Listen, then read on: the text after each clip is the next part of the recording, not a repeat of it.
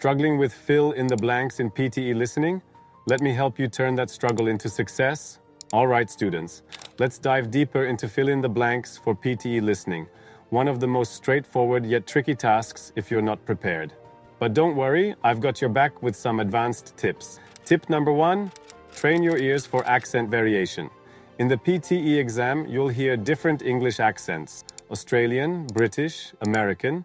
It's crucial to expose yourself to these regularly. Listen to podcasts, news channels, or audiobooks with diverse accents so you're ready for anything. Tip number 2, predict the word before it comes. Yes, you can do that. Based on the context of the sentence, try to predict what kind of word will fit in the blank. For example, if the sentence is about weather and you hear today, the temperature will... You can anticipate words like rise, fall, increase, or drop. This keeps your brain engaged and ready to react.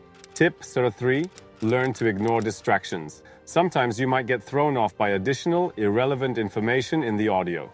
The PTE exam often adds filler details that don't impact the missing word. Stay focused on the core idea, not every little side fact. Tip number 4, concentrate on plural and singular forms. Sometimes the audio will mention words like children or companies, but in the blank it requires child or company. Watch for these little details, they can make all the difference. Tip number 5, practice with different speeds of audio.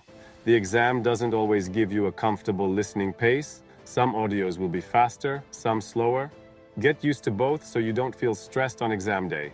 Train with a variety of speeds to make sure you're prepared for any pace. Tip number 6, strengthen your understanding of synonyms and paraphrasing.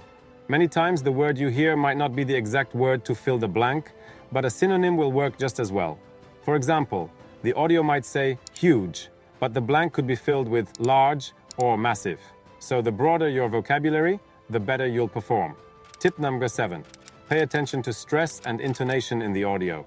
The speakers often emphasize key points or words that lead to the blank.